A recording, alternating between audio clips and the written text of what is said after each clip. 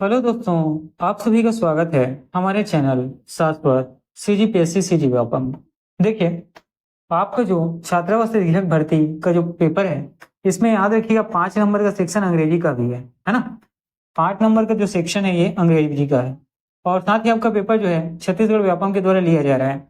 तो याद रखिएगा, जो CG व्यापम है, ठीक है, जो CG व्यापम है, इसका अगर आप पहले के पेपर जो ओल्ड क्वेश्चन पेपर है वहां आप अंग्रेजी के प्रश्न देखेंगे तो ज्यादातर, है ना, अलग अलग एग्जाम में 5 या 10 नंबर के प्रश्न यहाँ से बनते हुए आप देख पाएंगे, है ना, 5 या 10 नंबर का। तो देखिए, हम लोग बात करते हैं 5 नंबर का जो आपके सिलेबस में है। ठीक, तो 5 नंबर से प्रश्न यहाँ से पूछे जाएंगे। अब यहाँ देखिए, ठीक है, ये 3 अलग अलग पार्ट में डिवाइडेड है। पहले पार्ट में याद रखिएगा ग्रामर वाला सेक्शन है ना। पहले पार्ट में आपका ग्रामर का सेक्शन है जिसमें आप लोग जेंडर देखेंगे, ठीक है, यहाँ से आप जेंडर देखेंगे और ठीक है, और आपका देखिए यहाँ प्रश्न कहाँ से बनेगा, ये कंजक्शन, ठीक है, ये कंजक्शन प्रीपोजिशन चांसेस है कि यहाँ से आपको, और साथ ही कुछ ग्रामर के, और जैसे वर्ब हो गया, ठीक है, वर्ब है, शायद एडजेक्टिव भी है ना, शायद एडजेक्टिव भी है।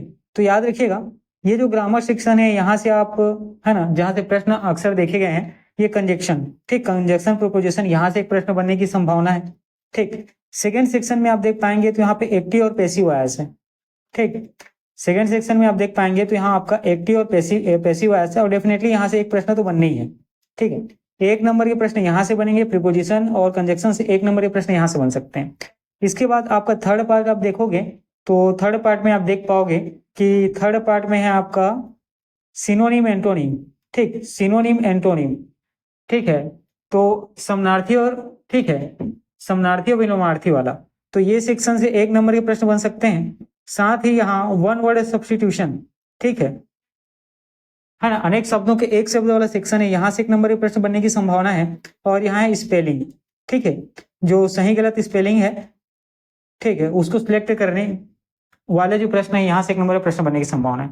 तो देखिएगा, ग्रामर सेक्शन है, यहाँ से कंजक्शन प्रीपोजिशन आप तैयार कर लेंगे, है ना, आसान सा है, तो यहाँ से 1 नंबर डेफिनेटली आपके लिए बन जाएगा। एक्टिव पैसिव आज से एक प्रश्न तो बिल्कुल आने ही आने हैं, है ना। और आपका थर्ड सेक्शन जहाँ antonym synonym word word substitution और स्पेलिंग, यहाँ से जैसा मुझे लगता है अभी तक जिस तरीके की सीजी पेपर में प्रश्न पूछा गया, तो यहाँ से 1-1 नंबर करके, है ना, टोटल 5 नंबर के इस प्रकार से आपके, ठीक है, पेपर में प्रश्न बनेंगे। ठीक, तो चलिए, अब ये बेसिक इन सब चीजों को शायद आप लोगों ने समझ लिया होगा, है ना। कहीं कुछ कंफ्यूजन होगा तो आप कमेंट बॉक्स में कमेंट करेंगे। चलिए ठीक है, आज का मैं क्लास चालू करता हूँ और हम लोग आज पढ़ेंगे वन ऑफ सब्सटीट्यूशन के बारे में। ठीक है, किसके बारे में, वन वर्ड ऑफ सब्सटीट्यूशन के। देखिए 5 नंबर का है करके आप छोड़ ना देना, है ना, इंग्लिश जो है 5 नंबर का है करके छोड़ मत देना, यहाँ से आप, है ना, वन वर्ड सब्सटीट्यूशन, स्पेलिंग, है ना, स्पेलिंग सही गलत, और आपका सिनोनिम एंटोनिम, ठीक है, यहाँ से डेफिनेटली 2 नंबर के प्रश्न तो बनने ही बनने हैं। ठीक है, यहाँ से डेफिनेटली 2 नंबर के प्रश्न बनने ही बनने हैं। उसके बाद आपका कंजक्शन और प्रीपोजिशन, यहाँ से 1 नंबर के प्रश्न बिल्कुल आपके बनेंगे। और इसके बाद आप देख पाओगे एक्टिव वॉइस और पैसिव वॉइस, 1 नंबर के प्रश्न यहाँ से बनेंगे। इतना एकदम फिक्स है, ठीक है, इतनी चीजें एकदम फिक्स है, क्योंकि आपके पेपर के पैटर्न में इसी तरीके के प्रश्न आपसे पूछा गया है। तो आप इनको आसानी से तैयार कर सकते हैं। इसको भले ही आप एक दिन में 20-20 मिनट भी पढ़ेंगे तो आप आराम से 3 नंबर यहाँ से ला सकते हैं, है ना। अगर आप पर डे यहाँ से 20 मिनट पढ़ते हैं तो 3 नंबर यहाँ से भी लाया जा सकता है आराम से। ठीक है, 3 नंबर यहाँ से भी लाया जा सकता है। तो चले आगे बढ़े, क्योंकि अभी आपके पास देखिए पूरा 2 महीने का टाइम है ना, 2 महीने प्लस का टाइम है, तो आप इन सब चीजों को अच्छे से कर सकते हैं। चलिए देखिए, वन वर्ड सब्सटीट्यूशन में, है ना, हम लोग पढ़ते हैं। ठीक, देखिएगा, जैसे वन वर्ड सब्सटीट्यूशन आपके पास पूछा जाएगा तो एक, है ना, चलिए मैं बताता हूं, देखिएगा, a place where animals are slaughtered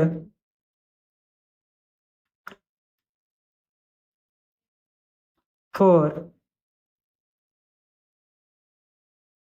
consumption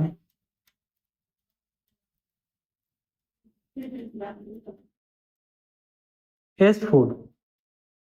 ठीक है, ये आपको वन वर्ड सब्स्टिट्यूशन में पूछा जाएगा, है ना, इस तरीके का प्रश्न। और यहाँ आपका उत्तर होगा एबार्टोएर। ठीक है, एबार्टोएर आपको याद रखना है। देखिए यहाँ पे आपके प्रश्न को हिंदी में मैं बताता हूँ। A place where animals are slaughtered for consumption as food, मतलब एक ऐसा स्थान जहां जानवरों को क्या किया जाता है, काटा जाता है ना, क्या करने के लिए, फूड के रूप में कंजप्शन करने के लिए, मतलब खाने के, है ना, खाने के रूप में ग्रहण करने के लिए, उस स्थान को क्या कहा जाता है, तो एबार्टोएर के नाम से जाना जाता है। इसको हिंदी में कसाई खाना कहा जाता है। ठीक है, इसको हिंदी में आपको याद रखना है, कसाई खाना कहा जाता है। ठीक है, इंपॉर्टेंट है। ठीक है, अगला देखिएगा, ये आपका पहला है, इसी में आप दूसरा देखिए, to reduce to a sorted from intended to stand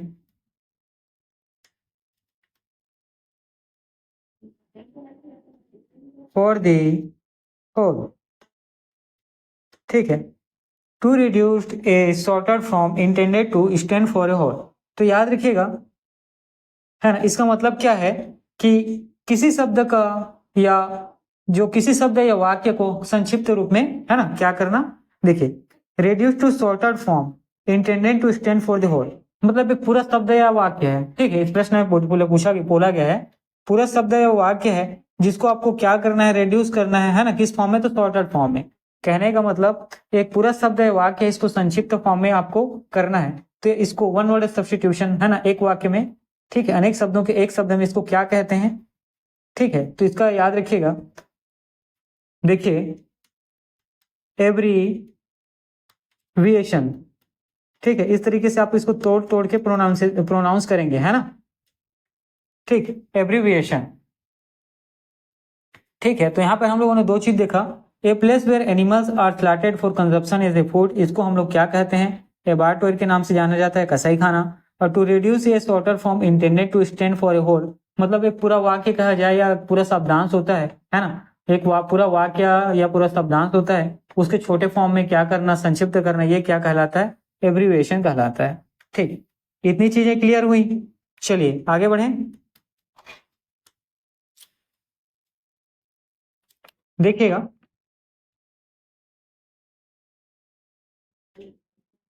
यहाँ पे act of giving up the throne, ठीक है, act of giving up the throne. ठीक, इसको क्या कहा जाता है, तो इसको कहा जाता है एब्डिकेशन। ठीक है, इसको क्या कहा जाता है, तो याद रखिएगा, इसको एब्डिकेशन कहा जाता है। अब इसका मतलब देखिए, ठीक है, act of giving up the throne, इसका हिंदी में मतलब क्या होगा, तो याद रखिएगा, अपने अधिकार अथवा पद का त्याग करना। ठीक है, ये एक्ट है ना, गिविंग अप थ्रोन, ठीक है, ये एक्ट है ना, अपने अधिकार या, ठीक, अपने अधिकार या पद का क्या कर देना, गिविंग अप, है ना, गिविंग अप द थ्रोन, उसको ठुकरा देना। ठीक है, अपने पद या अधिकार को क्या करना, ठुकरा देना। ठीक है, गिव अप कर देना, उसको त्याग देना, उसको छोड़ देना, ये क्या कहलाता है, तो ये कहलाता है एब्डिकेशन, है ना। ये क्या कहलाता है, तो आपको याद रखना है, एब्डिकेशन कहलाता है। ठीक है, चलिए आगे बढ़िएगा। देखिए, existing in a land from the earliest times are from before the arrival of colonists। ठीक है, देखिए, existing in a land from the earliest time or from before the arrived or colonist. ठीक है, ये आपसे प्रश्न पूछा गया, ये होगा क्या। ठीक है, तो चलिए इसको कहा जाता है देखिए इसको क्या कहलाया जाता है, एब्रोजीनल। ठीक है, एब्रोजीनल। देखिए इसको आप क्या करेंगे, प्रोनाउंसिएशन करने में अगर दिक्कत हो, जैसे कि यहाँ पे एब्डिकेशन है तो एब्डी फिर केसन याद रखना है, उसी प्रकार यहाँ पे एब्रोजीनल। ठीक है, ये आपको याद रखना है। ठीक, इतनी चीजें। अब चलिए इसके हिंदी में आपको मतलब हाँ ना, हिंदी में बताता हूँ। ठीक, existing in a land from the earliest time of from before the arrival of colonist. देखिए किसी देश का मूल निवासी होना। ठीक है, इसका सिंपल सिंपल इतना बड़ा जो है ना मैं वाक्य लिखा है, इसका मतलब क्या होता है ना, यहाँ पे जो है एब्रोजिनल का मतलब होता है, ठीक है, किसी देश की मूल निवासी होना। ठीक, existing in a land from the earliest time from A before arrival और कॉलोनिस्ट। ठीक है, चलिए आगे बढ़ें।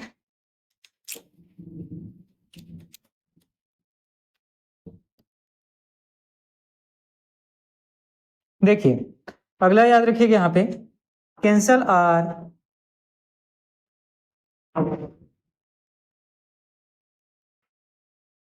डू अवे विथ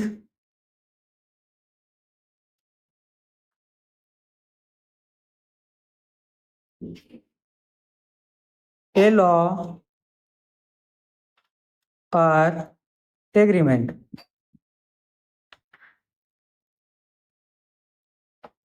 ठीक है, देखिए cancel or do away with a law or agreement, कहने का मतलब क्या है, कैंसल करना या थोड़ा दूर चले जाना, किससे, ए लॉ, किसी नियम या किसी एग्रीमेंट से।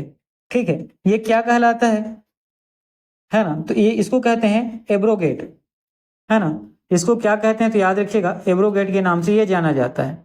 ये क्या कहलाता है तो एब्रोगेट। इसका मतलब क्या होता है एब्रोगेट का, था निरस्त करना। ठीक है, निरस्त करना या रद्द कर देना। ठीक, निरस्त कर देना या रद्द कर देना। ठीक है, यहां तक चीजें हुई। चलिए आगे बढ़े। देखिएगा अगला आपको याद रखना है, फॉर्मल फॉरगिवनेस। ठीक है, formal forgiveness of a person's sin.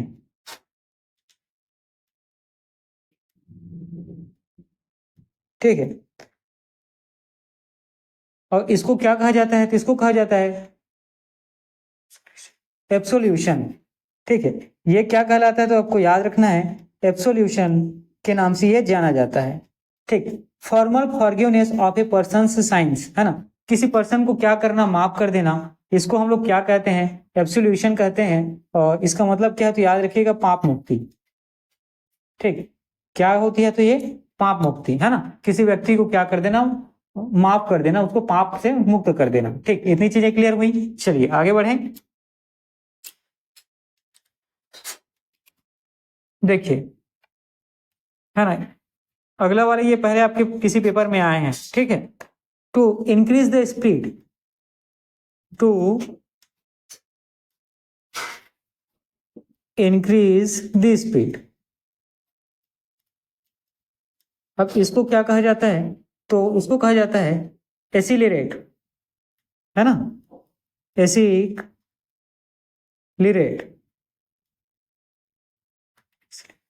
ठीक है, एक्सीलरेट। तो टू इंक्रीज द स्पीड, इसका मतलब क्या है हिंदी में, कि अपनी गति को बढ़ाना, इसको क्या कहा जाता है, एक्सीलरेट। ठीक है, एक्सीलरेट कहा जाता है। इसका मतलब क्या है तो गति बढ़ाना होता है ना। इसका मतलब क्या होता है तो याद रखिएगा, गति बढ़ाना होता है। ठीक, इतनी चीजें हुई। चलिए आगे देखिए, एनी अवार्ड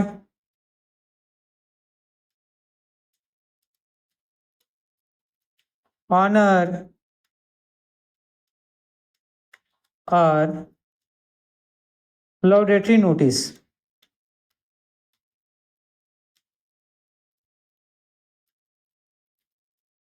ठीक है, एनी अवार्ड ऑनर और लॉडेटरी नोटिस, इसको क्या कहते हैं तो एक्यूलेट।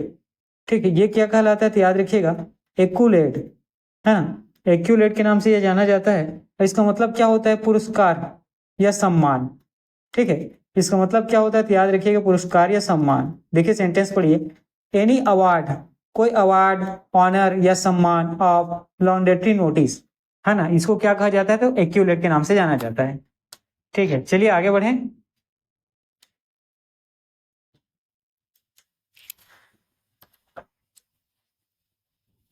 देखिएगा, a person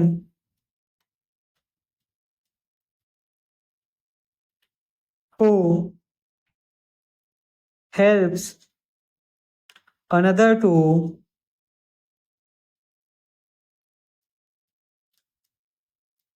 commit a crime or to do something morally wrong।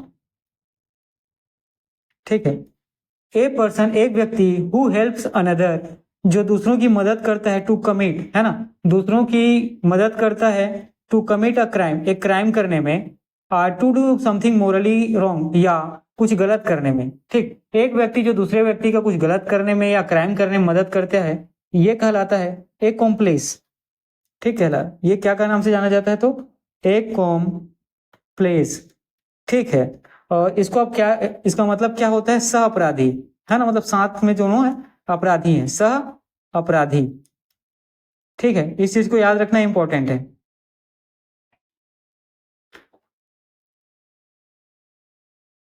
ठीक, चलिए आगे बढ़ें, अगला देखिएगा। ए पर्सन, ठीक, a person whose profession is to keep account. ठीक है, एक व्यक्ति जिसका प्रोफेशन क्या है?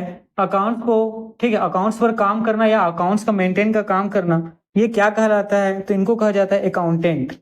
ठीक है, इनको क्या कहा जाता है? तो याद रखिएगा, अकाउंटेंट कहा जाता है। इसको आप हिंदी में मुनीम, ठीक है, मुनीम या लेखपाल, ठीक है, मुनीम या लेखपाल कहते हैं, है ना। जो लेखपाल की भर्ती निकलती है वो क्या होता है? बेसिकली अकाउंटेंट का ही होता है। ठीक है, याद रखना है आपको। चलिए आगे बढ़े, देखिएगा, अगला देखिए। To decide and state officially in court that somebody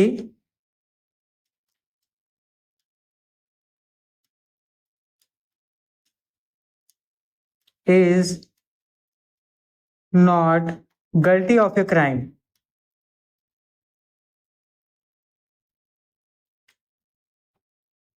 ठीक है, देखिए इस सेंटेंस को पहले पढ़िए। To decide an state officially in court, ठीक है, डिसाइड किया जाता है ऑफिशियली कोर्ट में that somebody is not guilty in a crime, कि किसी व्यक्ति को, है ना, क्राइम में दोषी नहीं पाया गया है। ठीक है, तो ये क्या होता है? ये होता है एक्विट। ये क्या होता है? तो याद रखिएगा, एक्विट, इसका मतलब क्या है? दोष मुक्त या बरी, है ना, इसका मतलब क्या है? जो गलती नहीं पाया गया, मतलब क्या है? वो दोष मुक्त है, बरी है।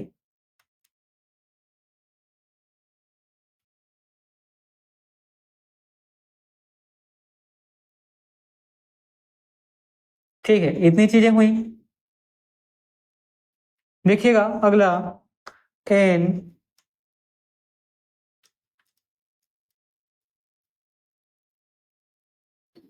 Abbreviation formed from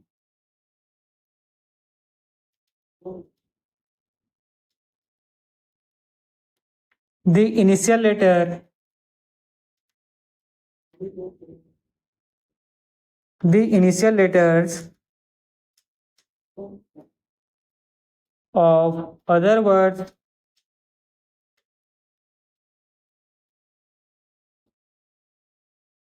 and pronounced as a word. ठीक है, an abbreviation formed from the initial letter of a other words and pronounced as a word. इसका मतलब क्या है, देखिए बेसिकली इसका मतलब सिंपल सा इतना है ना, कि शब्दों के पहले अक्षरों से बना शब्द।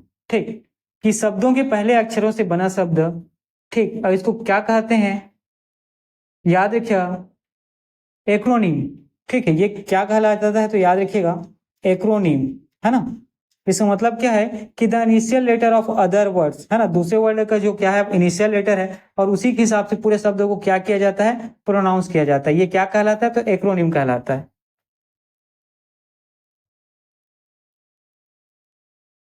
ठीक, चलिए आगे बढ़ें। देखिएगा, देखिए the ability to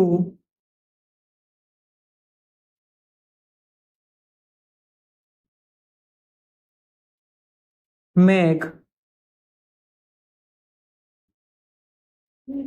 good judgement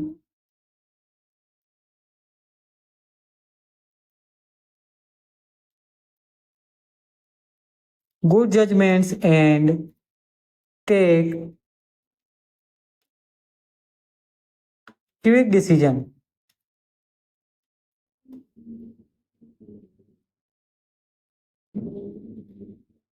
ठीक है, गुड जजमेंट मतलब अच्छा, किसी को अच्छे तरीके से जज करना, अच्छे तरीके से पहचानना। एंड टेक क्विक डिसीजंस, है ना, और एंड टेक क्विक डिसीजन। ठीक है, मतलब किसी को अच्छे से पहचानना, उसके बारे में अच्छा जजमेंट करना, और साथ ही उन्हें ठीक है अच्छे से, हाँ। और देखिए यहाँ पे प्रश्न बेसिकली आपसे ये बोला गया, ये ठीक है, किसी को अच्छे से पहचानना, ठीक है, और साथ में उससे संबंधित जो क्यों का तुरंत ही डिसीजन लेने की जो एबिलिटी है, ये क्या कहलाता है तो याद रखिएगा इसको कहते हैं एक्यूमेन। ठीक है, इसको क्या कहा जाता है तो याद रखिएगा एक्यूमेन। यहाँ आप क्या देख पाते हैं कि कोई व्यक्ति होता है जिसमें किसी व्यक्ति को, सामने वाले को तुरंत पहचानने और उससे संबंधित तुरंत ही डिसीजन लेने की क्षमता होती है, उसको क्या कहा जाता है तो एक्यूमेन के नाम से जाना जाता है। ठीक, अगला देखिए, a person who is physically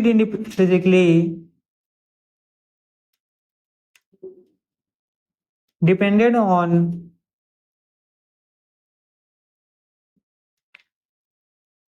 a substance, a harmful drug।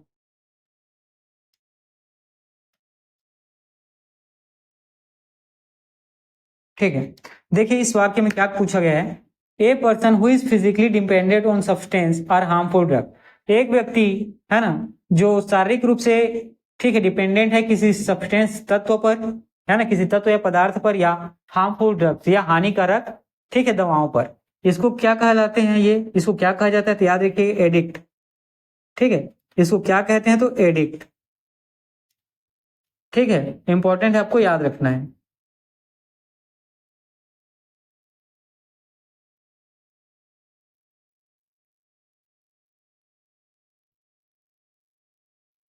देखिए अगला, देखिए इसे में मेक इम्प्योर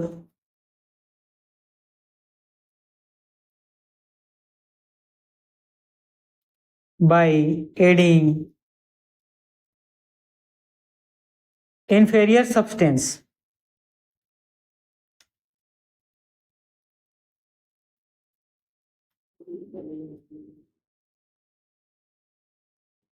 ठीक है, मतलब क्या करना, कोई सब, है ना, मेकिंग इम्प्योर मतलब जो प्योर है उसको इम्प्योर बनाना। और कैसे इम्प्योर बनाना, जो इंफेरियर सब्सटेंस है ना, उनको क्या करके ऐड करके, मतलब देखिए कोई चीज अपने आप में क्या है पूरी तरीके से ठीक है साफ सुथरा, उसमें क्या कर देना, बाहर से कोई दूसरी चीज को उसमें मिलाकर उसको क्या कर देना, इम्प्योर कर देना, है ना, अशुद्ध कर देना। ठीक है, तो ये क्या कहलाता है तो याद रखिएगा, है ना, जैसे मिलावट वर्तमान में आपको देखने को मिलता है सभी तरह से। ठीक है, चाहे मसालों में मिलावट हो जाता है, खाने पीने की चीजों में मिलावट होता है, बस वही चीज है यहाँ पे। इसका मतलब क्या है कि जो प्योर चीज है उसमें क्या करना, मिलावट करना। ठीक, इसका बेसिकली मतलब वही है। ठीक है, अब इसको मिलावट करना हिंदी में क्या कहते हैं, तो देखिएगा एडुल्टेरेट। ठीक है, इसको देखिएगा इंग्लिश में कहते हैं एडुल्टेरेट। ठीक है, तो यहाँ पर आप लोग क्या देखें, मिलावट करना है ना, इम्प्योर बनाना शुद्ध पदार्थों को, ये क्या कहलाता है, तो एडल्टेरेट है ना, एडुल्टेरेट या एडल्टेरेट। ठीक है, इसको क्या करना, मिलावट करना। चलिए ठीक है, आज की क्लास में इतना ही रखता हूँ, ठीक है।